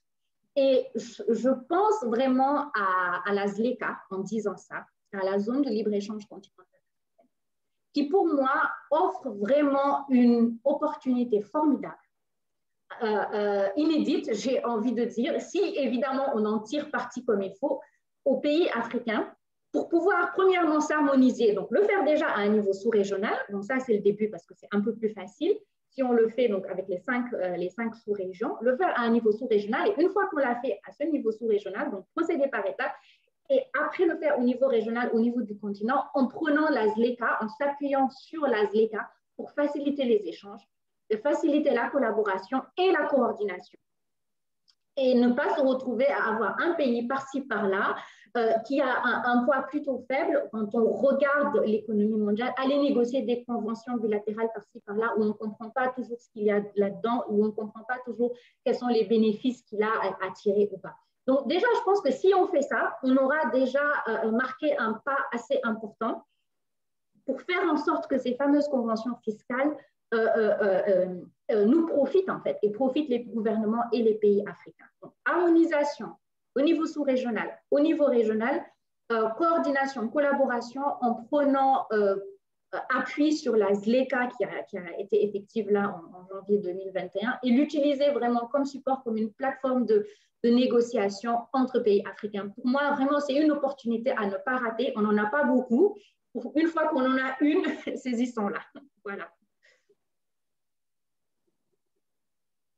Merci, merci. Bon. Là, on va quand même aller plus loin et questionner le phénomène des paradis fiscaux. Est-ce que c'est encore normal qu'il existe encore des paradis fiscaux dans le monde actuel? Est-ce qu'il faut pas... qu'est-ce qu'il faut faire pour arrêter avec cela? Parce que c'est évident, tout le monde l'a montré, que ça fait partie de ce qui fait perdre des États. Les travaux des Crédit Suisse sur les fortunes au monde montrent comment les inégalités se développent avec l'usage de ces pratiques, notamment les secrets bancaires et les paradis fiscaux. Alors, Ibrahima, parce que, comme on l'a dit, c'est surtout dans le secteur minier qu'il y a qu'on observe plus donc, de dégâts pour nos États ici qui sont producteurs de ressources minières et minéralières plutôt de façon générale. Alors, ces paradis fiscaux, qu'est-ce qu'il faut faire? pour les arrêter, pour donc ouvrir encore ces fenêtres qui favorisent donc les fuites des capitaux qui sont produits et créés ici dans nos États. Yeah, je pense que ça, c'est une question assez complexe et politiquement difficile parce que le paradis fiscal est une juridiction fiscale où un État ou un espace décide de minimiser ses charges fiscales ou même de les rendre nulles. Et c'est comme si là, c'est une kind of décision politique ou décision souveraine d'une localité ou d'un pays. Moi, la question que je me pose est que quel est l'intérêt que j'ai? Par exemple, vous avez mentionné, et c'est vrai, le Sénégal a dénoncé sa convention avec l'île Maurice. Mais pourquoi au départ même on va aller signer une convention fiscale avec l'île Maurice? On sait que c'est un paradis fiscal, qu'on sait qu'on n'a pas beaucoup d'échanges où on a des échanges nuls avec cette entité-là. Quelle est notre motivation économique au départ? Moi, je me poserais ce genre de questions. Plutôt que de dire à l'île Maurice, il faut augmenter tes taxes pour, disons, sortir de paradis fiscal à une entité juridique où on a le même niveau de taxation. Donc, même si peut-être au niveau global, on peut amener un mécanisme de régulation de ces paradis fiscaux-là. Mais moi, je pense que je poserais la question pour moi au départ à l'inverse. Donc, je n'ai aucun intérêt à l'état actuel des choses, moi, en tant que pays en développement ou en Afrique de l'Ouest, signer une convention avec l'île Maurice actuellement dans ce contexte de nos échanges que nous avons. Donc, et de la même façon que d'autres paradis fiscaux. Maintenant, effectivement, ça pose tellement de problèmes avec toutes les techniques utilisées par les multinationales que nous avions discuté ici, des transfer mispricing et les questions de conventions, par exemple les doubles taxations, etc., qui fait que les entreprises peuvent se structurer comme des caméléons. Ils peuvent s'inventer en fonction de l'écosystème de la fiscalité globale, mondiale. Ils peuvent se structurer pour s'adapter à ça, pour continuer à minimiser leurs charges fiscales. Qu'est-ce que nous devons faire pour renforcer nos capacités, pour maximiser notre capacité à mobiliser les ressources? Moi, j'allais poser le problème comme ça. Moi, je pense qu'à nous de voir comment est-ce que nous pouvons renforcer nos capacités pour retenir les ressources qui sont créées par nos économies et dans nos économies.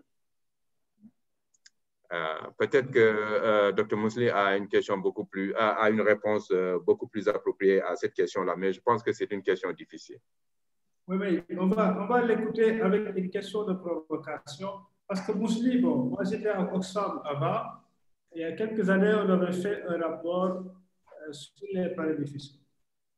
Mais on se rend compte qu'également, ceux qui appuient nos États dans le financement du développement, notamment la Banque mondiale, sont aussi ceux-là, à travers sa filière qui s'occupe des structures privées et qui financent des entreprises qui, à 80%, utilisent les paradis fiscaux. Et donc, parfois, ont des activités qui n'ont absolument rien à voir avec leur corps de métier. J'espère que la BAD ne fait pas ça. Mais Mously, les responsabilités sont partagées à ce niveau-là. Alors, qu'est-ce que vous pouvez nous dire sur cette question des paradis fiscaux? De la provocation, Elimane. Non, ça, c'est vraiment de la provocation. Et en général, je ne réponds pas à la provocation. Non, mais je ne réponds pas à la provocation. Non, mais pour être un peu plus sérieux et pour rebondir sur le dernier point, et je pense que ça peut en partie répondre aussi à la question de fond, en fait, qui est vraiment la question de la mobilisation des ressources, il me semble.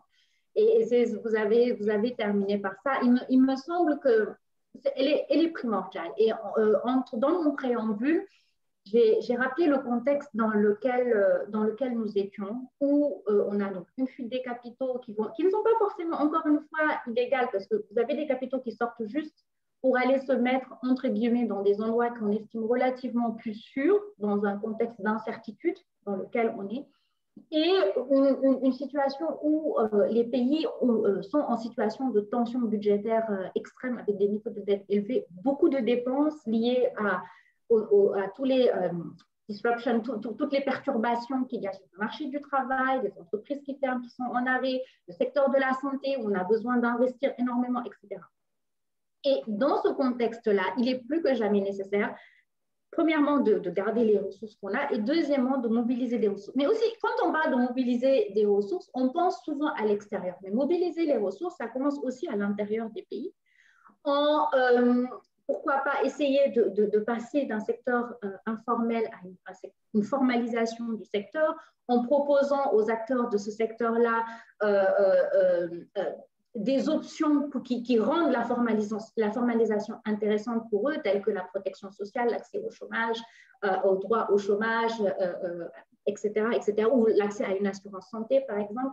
Donc, vraiment, quand on parle de mobilisation des ressources, on ne commence pas forcément à l'extérieur. Évidemment que l'extérieur et les organisations multilatérales, la Banque mondiale, aident dans ce sens-là à la mobilisation des ressources, mais ça commence aussi en interne.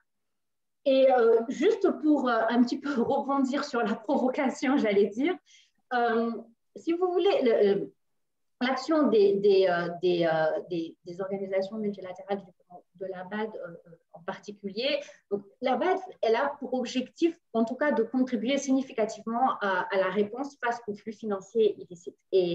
Et tout simplement parce que la participation, si vous voulez, de la banque à la lutte contre les flux financiers illicites est fondée sur sa mission de promotion de la croissance inclusive, de réduction de la pauvreté, de renforcer la gouvernance dont on parle depuis le début, de prévenir la corruption également, tout simplement pour faciliter les objectifs même en termes des high five, qui sont nos 5 grandes priorités.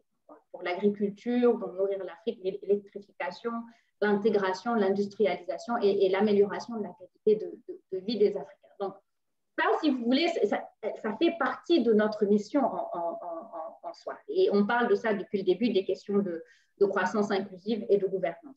Et donc, la banque, entre autres, fournit des programmes de renforcement de capacité. J'en ai parlé tout à l'heure en touchant aux données et aux statistiques. Également des collaborations avec les centres africains d'assistance technique pour permettre de renforcer les capacités afin justement de mobiliser les ressources, d'aider à combattre les flux financiers illicites, mais pas que, plus largement, vraiment ce qui est en jeu, il me semble, c'est le management dans le contexte actuel, en tout cas, des ressources, de la dette et de sa soutenabilité. Vous avez également d'autres initiatives qui visent à soutenir les industries extractives. Vous avez la Facilité africaine de soutien juridique qui est sous l'égide de la BAD et qui s'occupe de conseils juridiques, par exemple, aux pays africains, dans les négociations de transactions commerciales complexes, dans des contrats d'exploitation de ressources naturelles par les industries extractives, juste pour citer quelques exemples.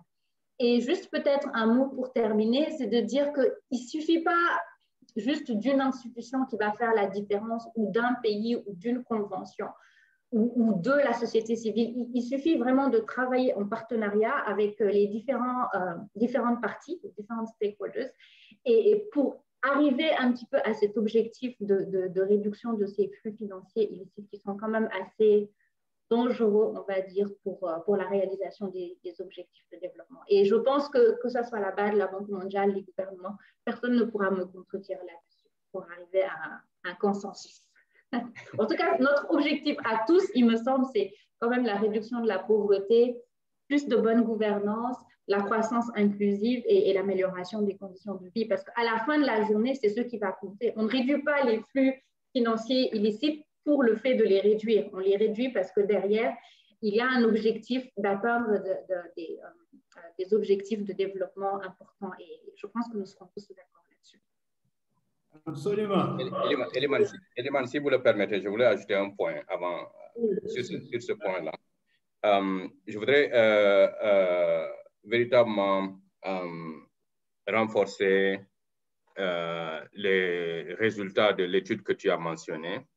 En réalité, même si ce n'est pas, disons, de façon apparente, il y a une certaine pression des institutions financières internationales, il y a une certaine pression des multinationales sur nos États à aller vers des conventions ou mettre en place un cadre qui favorise leur investissement. Et je pense qu'à ce niveau-là, la société civile, les citoyens en général, nous avons un rôle à jouer pour demander que ces pressions-là soient diminuées ou cessent. Les multinationales ne doivent pas imposer à nos États de signer des conventions avec telle ou telle juridiction parce que eux, ça les avantage. Et ça, c'est une réalité. C'est une réalité dans la pratique. Et je pense aussi que je suis d'accord avec Dr Muslim sur la question de la mobilisation des ressources et surtout des ressources domestiques. Mais je pense qu'il y a beaucoup plus de potentialité à mobiliser les ressources en fixant les questions de transfer pricing que nous avons discutées, en rationalisant les conventions, que d'aller formaliser l'informel. Ou même si on les force à s'informaliser et à payer des taxes, en proportion, ne peut pas égaler ce qu'on peut récupérer en fixant seulement les transfer mispricing. Seulement, si on fixe les transfer mispricing, on n'a même pas besoin de penser à aller formaliser, à forcer les autres à se formaliser si ils ne sont pas préparés à le faire. Donc, voilà ce que je veux ajouter à ce point-là. Peut-être juste, oui, juste une petite clarification. Quand je parlais justement de l'informalisation, donc dans le sens de la mobilisation des ressources, mais c'était plus pour parler il ne s'agit pas de forcer qui que ce soit, ça ne fonctionne pas en général quand on force les gens, mais c'est plus dans le sens où on pourrait permettre aux acteurs du secteur informel, on pourrait leur donner des incitations à se formaliser. Après, évidemment, je suis d'accord que donc, les incitations comme l'accès justement à l'assurance maladie, l'accès à une assurance chômage, etc. Et déjà pour eux, d'avoir une certaine protection sociale, évidemment, il va sans dire que c'est une goutte d'eau, on va dire, évidemment, et que la mobilisation des ressources est un parapluie qui englobe beaucoup plus de facteurs et on pourrait récupérer beaucoup plus ailleurs. Donc cela va sans dire. C'était juste pour clarifier. Absolument. Il faut bien, effectivement, ce qu'on avait dit dernièrement, ça veut dire pourquoi on va arrêter les films financiers illicites, parce que quand même, déjà, on a beaucoup de gaps pour financer le développement, pour atteindre les ODD, mais aussi que nous autres avons besoin, qui avons encore des populations dans la pauvreté, hein, l'extrême pauvreté, la pauvreté multidimensionnelle, avons besoin quand même que cet argent soit investi là où ça peut favoriser le bien-être des populations. Alors, donc, je vois un peu les questions. J'ai repris celle de Marie-Atou Amadou, qui au préalable avait posé d'autres questions, mais qui seront traitées certainement lors du prochain webinaire, parce que ça parle des intermédiaires qui perçoivent beaucoup de commissions et qui sont le plus créés de justice dans les circonstances. Parce que la session prochaine traitera de la criminalité financière, mais aussi de la corruption. Et je pense que ce qui est évoqué ici est surtout relatif à la corruption, même si la corruption ne nous échappe pas, hein, c'est ce que nous disons aujourd'hui. Parce que quand on se pose des questions, mais pourquoi on signe des conventions fiscales, effectivement, peut-être que quelque part, certains de nos représentants ont eu des faiblesses avec d'autres acteurs qui nous ont amenés à signer des conventions comme ceci. Donc, ça ne nous échappe pas. La corruption nous rattrape sur toutes les pratiques. Alors, donc, elle parle aussi des exonérations massives à contrôler. Je pense que vous parlez des incitations tout à l'heure. C'est surtout pour attirer les investissements directs étrangers que se fait dans les fiscalités, même si on se rend compte que, techniquement parlant, ce qui fait décider en fait, les investisseurs, c'est moins les incitations fiscales que d'autres facteurs comme la stabilité politique, l'environnement des affaires, etc. Alors, donc, là, je pense qu'on a fait le tour de 3 questions et on se rapproche donc des 2 heures à boucler. Et je voudrais donc finir avec vous et vous demander de conclure. Et si vous avez un message et des recommandations à donner, donc voilà, je vais commencer par Mousli, oui, Linguère Mousli. Oui, merci beaucoup. Je pense que si je dois conclure, je vais peut-être commencer par un article de recherche que j'aime beaucoup qui a été écrit par d'anciens collègues de Isa Bonn, qui s'appelle Happy Taxpayers, sur les personnes qui payent des taxes et qui étaient contentes de payer des taxes. Et en fait, c'est une étude qui a été faite en Allemagne sur 26 ans, donc c'est un long panel.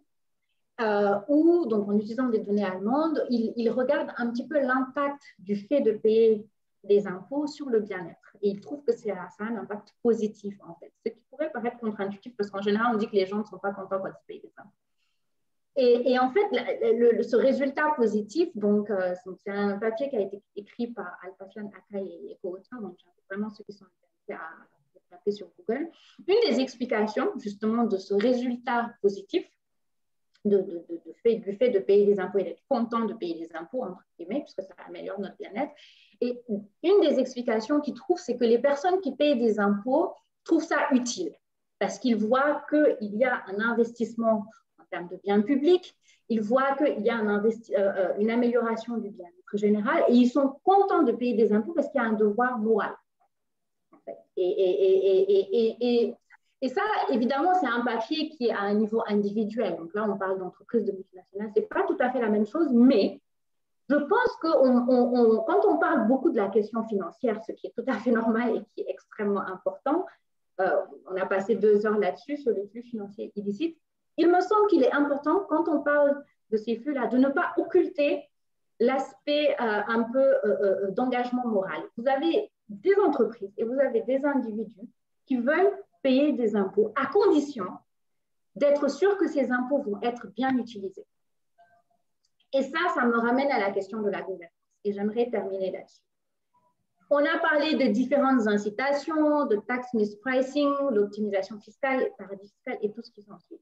Mais quand on a des institutions fortes, avec une bonne gouvernance, des institutions financières, des institutions fiscales, des institutions juridiques, qui fonctionnent correctement avec des initiatives qui sont effectives, où on a renforcé la confiance du citoyen dans le système, mais le citoyen, mais également l'entreprise, il ne faut pas oublier, cela peut aussi avoir un effet positif et renforcer la volonté à payer des taxes.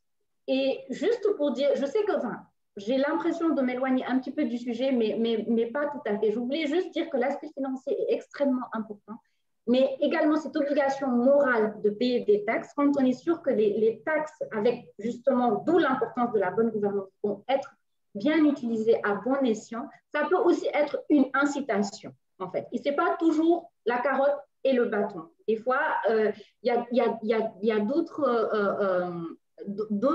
choses qui rentrent en compte. Et cette obligation morale de payer des taxes, elle va ensemble avec la bonne gouvernance et le bon fonctionnement de nos institutions.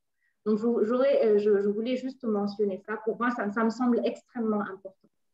Et juste peut-être le mot de la fin, dire que les gouvernements doivent vraiment agir pour ralentir et bloquer la source des fuites que représentent les flux financiers illicites pour le continent. Et ça, encore une fois, c'est d'autant plus important que la lutte contre les flux financiers illicites est une question clé pour aider nos gouvernements, pour aider nos autorités à renforcer leurs capacités et à générer des revenus suffisants pour financer la reprise post-Covid, mais également financer la résilience tout simplement pour les chocs à venir. Et on le sait déjà, on a ce choc important, mais c'est le genre de choses qui vont être amenées à se répéter à une fréquence un peu plus importante que ce qu'on a connu avant.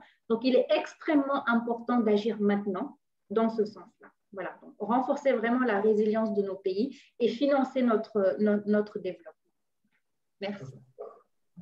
Donc, now is the time to fix this issue. Thank you. Merci beaucoup, Ligue. Alors, Edera, oui. Quelles sont vos conclusions et messages pour finir cette excellente session que Merci. Merci, Eliman. Je voudrais remercier Lex et Eliman pour nous convier à cet important débat et aussi Mousli pour ses éclairages et tous les participants pour leur intérêt et dire que pour assurer notre indépendance et que les politiques de développement, les programmes de développement que nous entendons soient articulés à nos priorités de développement, il nous faut avoir les moyens de définir nous-mêmes nos propres priorités et de les financer adéquatement. Et ça, nous ne pouvons pas le faire avec de l'aide au développement ou seulement que de l'endettement. Et qu'il y a des potentialités. L'Afrique est riche et il y a des potentialités pour mobiliser des ressources. Il faut qu'il y ait une volonté politique exprimée. Il faut qu'il y ait une volonté politique pour renforcer le cadre de la bonne gouvernance, pour gérer ces ressources-là et pouvoir financer adéquatement les politiques que nous-mêmes nous définissons et nous mettons en œuvre pour véritablement améliorer les conditions de vie des populations africaines. Je voudrais aussi engager ici la société civile à dire qu'il y a un espace dans ce domaine-là pour accroître la demande de redevabilité de nos gouvernants. Parce que s'ils sont restés tout le temps à être redevables de l'extérieur, c'est parce que en tant que citoyens, peut-être nous avons aussi baissé les bras pour plusieurs raisons. Et que le rôle de la société civile est d'amener la conscience citoyenne à accroître la demande de redevabilité pour véritablement amener nos gouvernants à améliorer le cadre de gouvernance, à améliorer le cadre de la transparence, pour véritablement que les ressources mobilisées, telles que disait Dr Mosley, parce qu'il est une chose de mobiliser les ressources, il est une autre chose de les investir stratégiquement et de façon transparente dans le développement et l'amélioration des conditions de vie des citoyens. Et là, c'est vrai, c'est vraiment très important. Et ce contrat social-là, entre le gouvernement, entre les gouvernants et les gouvernés doit être renforcé. Encore une fois, je voudrais remercier et encourager donc Lex et les autres catégories de la société civile à s'investir dans ce domaine-là parce que on peut ajouter de la valeur dans cet espace-là pour faire avancer les objectifs de développement. Merci. Merci beaucoup, Dr Ibrahima Aïdara, donc directeur adjoint de SUA, régional, SUA, et pour ces éclairages et surtout pour tes propos qui, en fait, reviennent à interpeller davantage nous-mêmes, les acteurs qui sont en dehors des sphères de l'État, et à davantage donc, nous engager, être beaucoup plus incisifs dans l'action pour pouvoir influencer et amener nos États, les renforcer même, pour pouvoir mieux négocier, parce qu'on sait que par moment, c'est des capacités de négociation faibles, et une fois qu'il y a une expertise et également un élan de changement qui est porté par des acteurs comme les organisations de la société civile, ça peut aider. Et sur cette question-là, effectivement, d'autres acteurs sont engagés là-dedans, Tax Justice Network Africa, Rest Africa, d'autres organisations un peu partout, le Forum civil aussi au Sénégal, vous-même aussi, Action Aid, Oxfam, il y a beaucoup d'acteurs qui travaillent sur ces questions-là et je pense que le moment est venu d'avoir des synergies fortes pour aller au-delà de la redevabilité. En tout cas, nous, notre point de vue, c'est d'être dans la redevabilité transformationnelle. C'est-à-dire une redevabilité qui ne s'agit pas seulement de contester, de contrôler, de dire que ce n'est pas bon, mais de faire des propositions et d'accompagner vers des solutions qui pourront transformer un peu le quotidien des Africains, parce que c'est ça la finalité. Et donc, je sais que à cela s'attelle également Dr Linguère Mously, qui, sur le plan institutionnel avec la BAD, donc, ont aussi cette responsabilité de financer le développement au profit des Africains. Et donc, nous ne pouvons que vous remercier encore une fois pour avoir sacrifié un samedi comme ça. Ce n'est pas évident pour des personnalités aussi chargées comme vous, très sollicitées en semaine, beaucoup de choses à faire. Et surtout dans cette période de Ramadan où, en ce moment-ci, je sais que le grand El Haj Ibrahim Adera devrait diriger des tafsirs de Al-Quran. Donc, exceptionnellement aujourd'hui, alors ça aussi, ça en fait partie, n'est-ce pas? Parce que c'est très utile. C'est pour diminuer. Voilà, je sais. Donc voilà, c'est pour diminuer aussi le nombre de pauvres qu'il y a dans ce monde. Ça aussi, c'est une œuvre vraiment de piété. Encore une fois, merci beaucoup, Linguère Mously, surtout de nous avoir apporté la touche féminine au-delà de l'expertise formidable.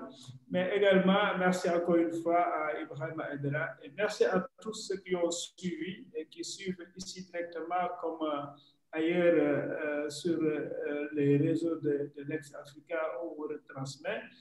Mais également, il y aura effectivement une note de synthèse de tout ceci qui sera partagée plus tard pour prolonger un peu les discussions.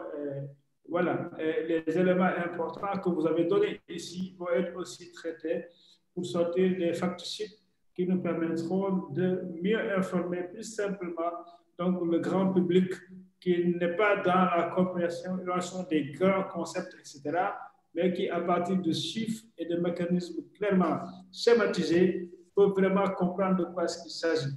Parce que nous aussi, ce qui nous importe, c'est de démocratiser le débat sur des questions aussi techniques que les finances, la fiscalité, etc., pour qu'un citoyen lambda puisse comprendre de quoi il s'agit facilement, après bien évidemment avoir exploité et donc simplifié les contributions des grands experts que nous avons dans le domaine, mais également des chercheurs, ce qu'ils produisent sur le sujet.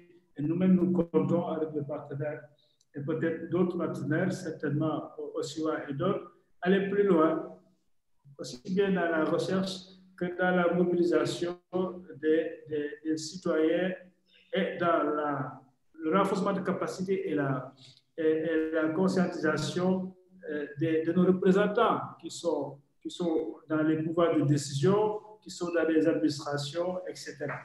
Encore une fois, merci au nom de l'ex. Merci à Leg et merci pour l'invitation. Voilà. Merci beaucoup, Elena. Merci. Merci, Mously. Au revoir. Merci. Au revoir. Au revoir. Super.